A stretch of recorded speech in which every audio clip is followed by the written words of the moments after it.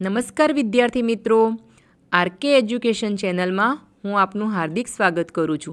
આજે આપણે ધોરણ 7 સ્વ અધ્યયન પોથી ભાગ 5 હિન્દી પાઠ 3માં સચ્ચા હીરા વિશે જોઈશું. प्रश्न नंबर 1 निम्नलिखित प्रश्नों के सही विकल्प चुनकर बॉक्स में सही का निशान कीजिए. 1. दूसरी औरत के बेटे ने अपनी माँ को देख क्या किया? तो जवाब है अपनी माँ की ओर ध्यान दिए बिना ही चला गया. 2. सबसे बड़ी औरत ने अपने बेटे के बारे में क्या बताया? तो एमा जवाब है मेरे बेटे का कंठ बहुत मधुर है. 3. अच्छा ज्ञान किसके बिना निरर्थक है? जवाब है आचरण. 4. सच्चा हीरा कहानी में व्यक्ति के ज्ञान के साथ साथ किसका महत्व बताया गया है? तो जवाब है कर्म. 5. वृद्ध महिला ने चौथे नंबर की स्त्री के लड़के को सच्चा हीरा इसलिए कहा कि जवाब है वह संस्कारी था. 6.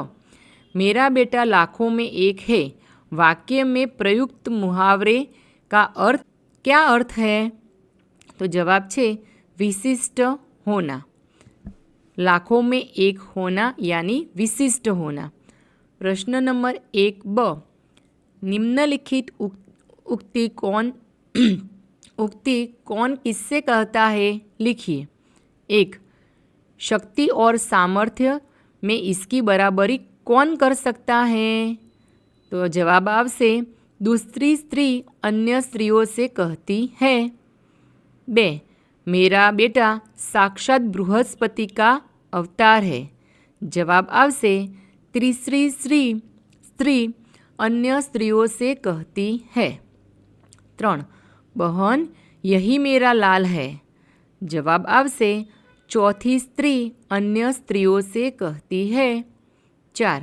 देखती क्या हो यही सच्चा हीरा है. एक वृद्ध महिला चारों स्त्रियों से कहती है. 5. मेरा बेटा लाखों में एक है. पहली स्त्री अन्य स्त्रियों से कहती है.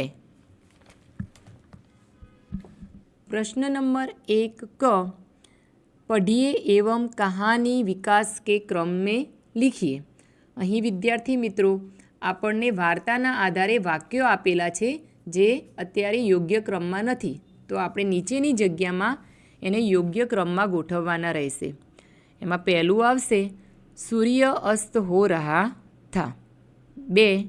મેરા બેટા લાખોं में एक है. 3. मेरा बेटा साक्षात बृहस्पति का अवतार है. 4. देखो यही है मेरी गोद का हीरा. 5. बहन यह मेरा लाल है. 6.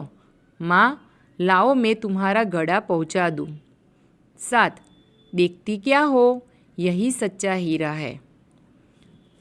प्रश्न नंबर 2 प्रश्नों के उत्तर लिखिए. 1. पहली स्त्री ने अपने बेटे की प्रशंसा कैसे की? तो जवाब आपसे पहली स्त्री ने कहा कि मेरा बेटा लाखों में एक है, उसका कंठ बहुत मधुर है.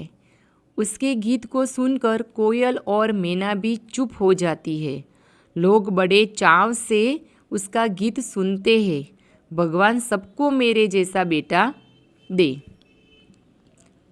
2. दूसरी स्त्री ने अपने बेटे की तारीफ में क्या कहा? दूसरी स्त्री अपने बेटे की तारीफ में कहा कि उसकी बराबरी कोई नहीं कर सकता. वह बहुत शक्तिशाली है. वह बड़े बड़े बहादुरों को भी पछाड़ देता है. वह आधुनिक युग का भीम है. इस प्रकार दूसरी स्त्री ने अपने बेटे के बल का बखान या तारीफ की. 3. तीसरी स्त्री ने अपने बेटे की विशेषता में क्या कहा? तीसरी स्त्री ने कहा कि मेरा बेटा साक्षात बृहस्पति का अवतार है. वह जो कुछ पढ़ता है उसे एकदम याद कर लेता है. ऐसा लगता है मानो उसके कंठ में सरस्वती का निवास है. 4. चौथी स्त्री ने अपने बेटे का परिचय कैसे दिया? चौथी स्त्री ने कहा कि मेरा बेटा तो एक साधारण लड़का है, वह न तो गंधर्व सा गायक है, न भीम सा बलवान और न बृहस्पति सा बुद्धिमान। मैं उसकी प्रशंसा कैसे करूं? प्रश्न नंबर 2 प्रश्नों के उत्तर लिखिए। आप अपने माता पिता को कौन कौन से काम में मदद करते हैं? तो जवाब में आप लखी सको छो, मैं माँ के कहने पर बाजार से चीज़ें खरीद लाता हूँ, घर की साफ सफाई में भी माँ की मदद करता हूँ, धोबी के यहाँ से पिताजी के कपड़े ले आता हूँ, कई बार रसोई में भी माँ की मदद करता हूँ। तो અહીં વિદ્યાર્થી મિત્રો આપ પોતાની રીતે પણ તમે તમારા મમ્મી પપ્પાને કામમાં મદદ કરતા હોવ તો લખી શકો છો। 2 आदमी सच्चा हीरा कैसे बन सकता है? तो जवाब आवशे आदमी अच्छे कर्म करके, बड़ों की सेवा और ज़रूरतमंदों की मदद करके सच्चा हीरा बन सकता है। 3 चौथी स्त्री का बेटा सचमुच हीरा था, क्यों? तो चौथी स्त्री का बेटा बहुत ही सीधा साधा और सरल स्वभाव का था। सिर पर पानी से भरा घड़ा उठाए ला रही माँ को उसने अनदेखा नहीं किया और अपनी माँ की मदद की। 4 इस कहानी में किस स्त्री के बेटे के गुण आपको सबसे अच्छे लगे, क्यों? तो जवाब में लखीशू मुझे चौथी स्त्री के बेटे के गुण सबसे अच्छे लगे क्योंकि वह बहुत ही सीधा साधा और सरल स्वभाव का लड़का था। उसमें किसी तरह का अहंकार नहीं था, उसमें नम्रता और सेवा भाव था। प्रश्न नंबर 3 परिच्छेद को पढ़कर नीचे दिए गए प्रश्नों के उत्तर लिखिए। तो आ फकरो विद्यार्थी मित्रों તમારે વાંચવાનો છે અને તેના આધારે આપણને આપેલા જવાબ પ્રશ્નના જવાબ આપણે લખવાના છે। प्रश्न नंबर 3 सही विकल्प के सामने बॉक्स में सही का निशान कीजिए। पहलो जिसका जन्म अभी अभी हुआ हो, जवाब आवशे नवजात। 2 अरुचि शब्द का विलोम शब्द है रुचि। 3 अपने आप या किसी दूसरे को शिक्षा देना के लिए कौन सा शब्द प्रयुक्त किया गया है? तो जवाब आवशे प्रशिक्षण। 4 अथक का अर्थ होता है न थकने वाला। 5 सही वर्तनी वाला शब्द पहचानिए। तो जवाब आवशे सिंचित। 6 परिच्छेद का सबसे उचित शीर्षक है तो शिक्षा का महत्व। प्रश्न नंबर 3 परिच्छेद के आधार पर प्रश्नों के उत्तर लिखिए। 1 मनुष्य की प्रथम पाठशाला कौन है? तो जवाब आवशे मनुष्य की प्रथम पाठशाला उसका परिवार होता है।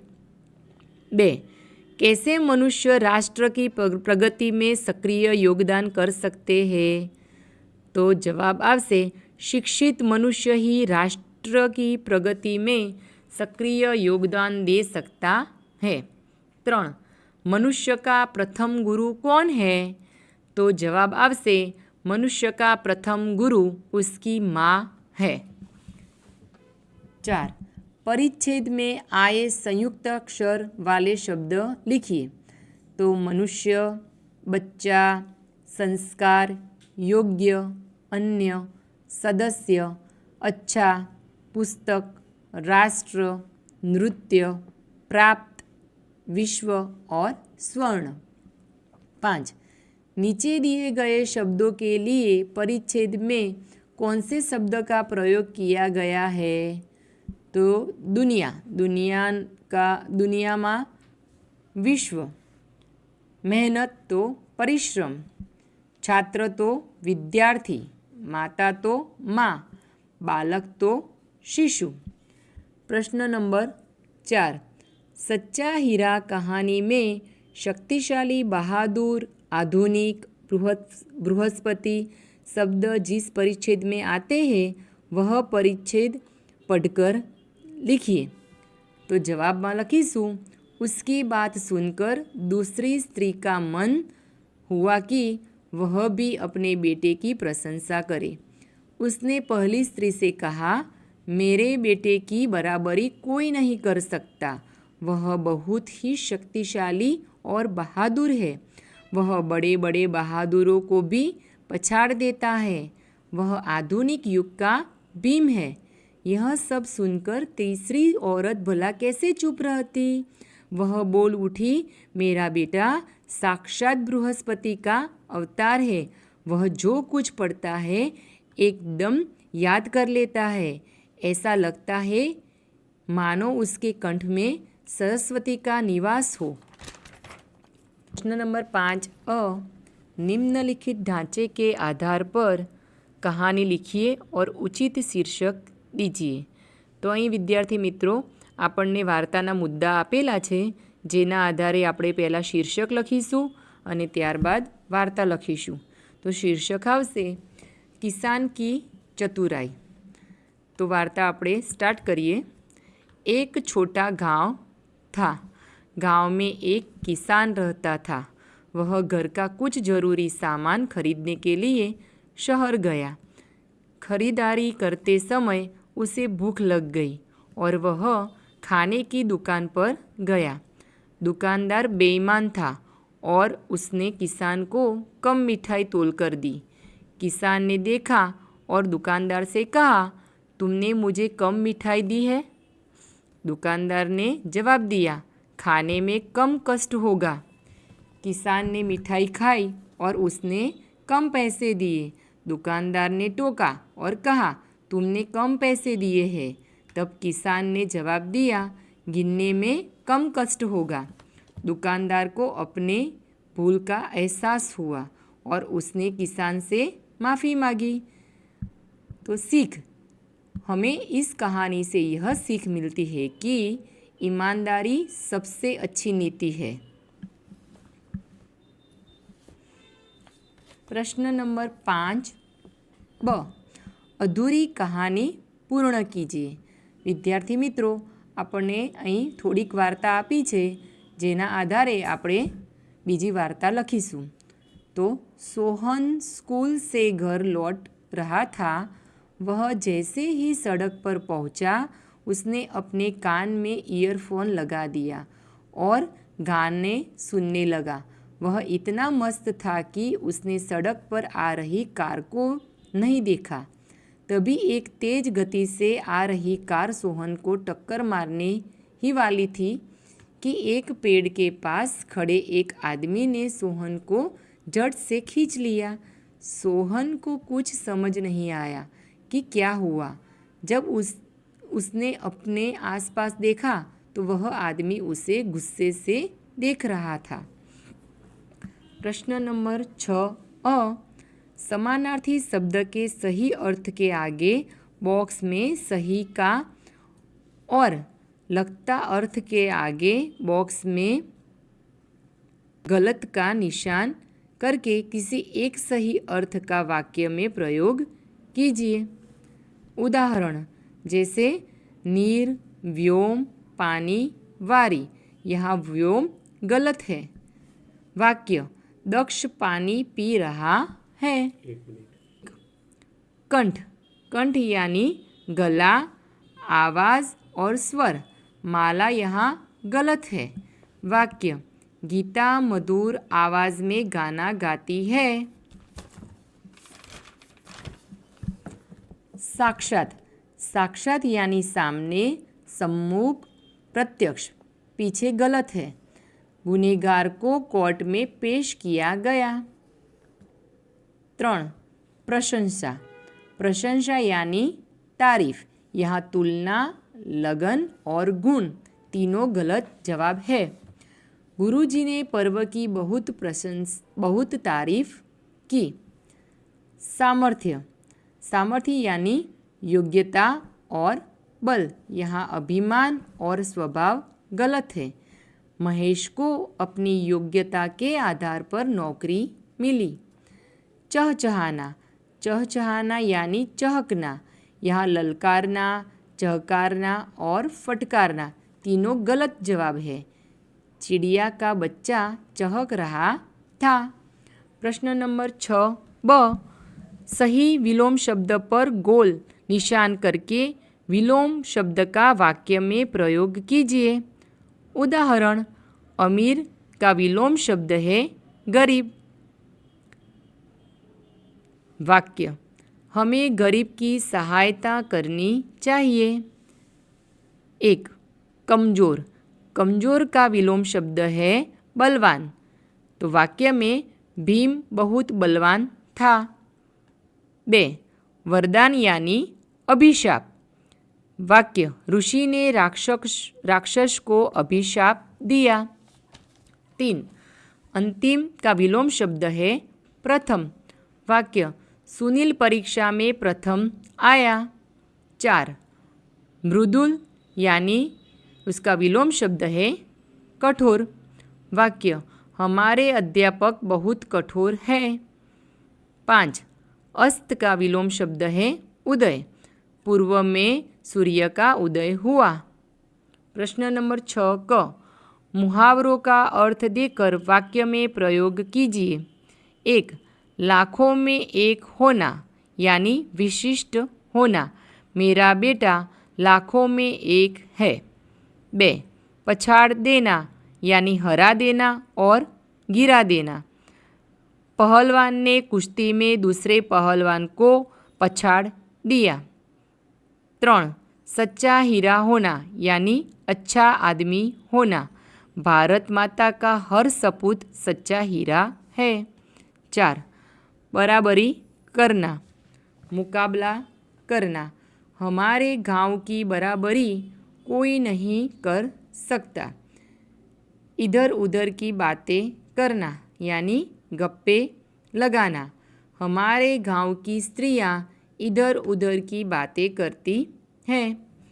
प्रश्न नंबर 7अ, निम्नलिखित वाक्यों के काल पहचानिए और लिखिए। 1. सोनल ने पत्र लिखा, तो भूतकाल। मैं बाजार जा रहा हूँ, वर्तमान काल। पीनल कल गीत गाएंगी, भविष्यकाल।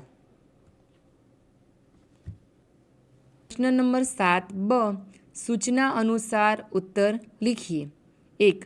मैंने आम खाया, वर्तमान काल में लिखिए, तो जवाब है मैं आम खा रहा हूँ। 2. मैं पत्र लिखूंगी, भूतकाल में लिखिए, तो मैंने पत्र लिखा। 3. विशाल गीत गा रहा है, भविष्यकाल में लिखिए, तो विशाल गीत गाएगा। प्रश्न नंबर 7क, निम्नलिखित क्रियापदों को भूतकाल, वर्तमान काल और भविष्यकाल में वर्गीकृत कीजिए। तो કૌંસમાં આપેલા શબ્દો છે ખેલતા है, जलाया, खरीदेगा, करेगा, गाता है, आएगा, लिखता है, नाचेगा और रहते थे। तो विद्यार्थी मित्रों, આપણને અહીં 3 ખાના આપ્યા છે જેમાં ભૂતકાળ, વર્તમાનકાળ અને ભવિષ્યકાળ લખેલું છે। તો એ પ્રમાણે આપણે જવાબ લખીશું। तो भूतकाल जलाया और रहते थे, वर्तमानकाल खेलता है, गाता है, लिखता है, भविष्यकाल खरीदेगा, करेगा, आएगा, नाचेगा। प्रश्न नंबर 8अ, निम्नलिखित शब्दों के अर्थ शब्दकोश में से ढूंढ कर लिखिए। तो प्रशंसा यानी तारीफ, विराजमान यानी बैठना, प्रवृत्ति यानी कार्य, शक्तिशाली तो बलवान, आधुनिक तो नवीन, बुद्धिमान तो होशियार। प्रश्न नंबर 8ब, निम्नलिखित शब्दों को शब्दकोश के क्रम के आधार पर लिखिए। तो जंजीर, जुगनू, ज्ञाता, क्षार, किरण, आ शब्दों ने આપણે શબ્દકોશના આધારે ગોઠવીશું। તો એમાં આવશે કિરણ, ક્ષાર, જ્ઞાતા, જંજીર અને છેલ્લે આવશે જુગનું. 2 ડાયરેક્ટ આપણે જવાબ લખીશું. अंचल, अंजलि, अंगना, अजर और अमर. 3 पंकज, प्याज, पृथ्वी, प्रकाश, प्रवीण. प्रश्न नंबर 8 क निम्नलिखित शब्दों के बाद में तुरंत आने वाला शब्द और उसका अर्थ शब्दकोश में से ढूंढ कर लिखिए. शब्द तो नियति, अमन, प्रशंसा, क्षमा, प्रतिभा, निवास. बाद में तुरंत आने वाला शब्द नियम, अमनस्क, प्रशंसात्मक, क्षमालु, प्रतिभाग और निवासन. उसका अर्थ अनुशासन, उदासीन, प्रशंसापूर्ण, क्षमा करने वाला, राजकर और बसकर रहना. प्रश्न नंबर 9 कहानी के आधार पर निम्नलिखित वाक्य में से बोल्ड टाइप वाले शब्दों में से गलत शब्द हटाकर सही वाक्य फिर से लिखिए. 1 मेरा बेटा लाखों में एक है. मेरे बेटे की बराबरी कोई नहीं कर सकता. सूर्य अस्त हो रहा था. भगवान सबको मेरे बेटे जैसा बेटा दे. 5 लोग बड़े चाव से उसका गीत सुनते थे. प्रश्न नंबर 10 शब्दों को सही क्रम में रखकर अर्थपूर्ण वाक्य बनाइए. तो આપણે જવાબ જોઈશું. પહેલો જવાબ तालाब के शीतल जल में राजहंस रहता था. 2 समारोह के मुख्य अतिथि कौन थे. 3 नरेंद्र ने बालक को झपटकर खींच लिया. 4 नंदनवन में एक छोटा सा तालाब था. 5 मेरे बेटे की बराबरी कोई नहीं कर सकता. प्रश्न नंबर 11 सच्चा हीरा कहानी का सारांश अपने शब्दों में लिखिए. तो विद्यार्थी मित्रों અહીં આપણે આપણી રીતે જે વાર્તા છે એ લખીશું. इस कहानी में 4 स्त्रियों के 4 बेटों की बात बताई गई है. पहली स्त्री का बेटा बहुत अच्छा गा लेता है, इसीलिए वह अपने बेटे को लाखों में एक समझती है. दूसरी स्त्री का बेटा बहुत शक्तिशाली और बहादुर है, इसीलिए वह अपने बेटे को आधुनिक युग का भीम कहती है और बताती है कि उसके बेटे की बराबरी कोई नहीं कर सकता. तीसरी स्त्री का बेटा जो भी पढ़ लेता है उसे एकदम याद कर लेता है, इसीलिए वह अपने बेटे को बृहस्पति का अवतार बताती है.